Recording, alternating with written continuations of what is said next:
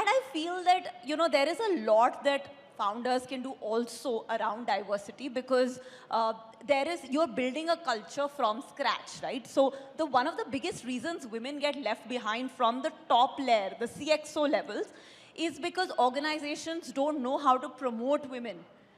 And that's because our performance management systems are messed up. If I ask you a question, I'm a runner, right? If I ask you, who's faster, men or women, what are you going to say?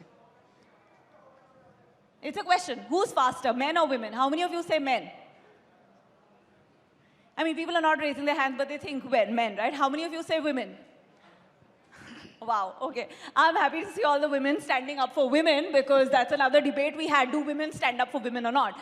But the question is that what is the distance? If you're talking about a 100-meter or a 5-kilometer, men are faster.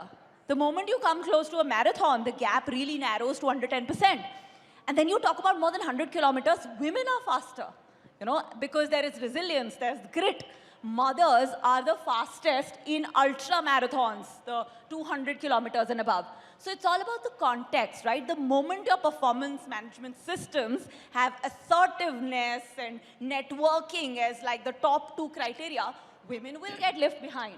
Now, startups have the ability to rethink these performance management criteria and say, what is it that we can do to have women getting treated fairly in this performance review system so that they have a chance to come up to that CXO level, because women do make great leaders, not in the traditional definition of leadership, which was an alpha, which is about, being a genius, authoritative leader, but they bring in the vulnerability, they bring the humility, which Ayushman was talking about.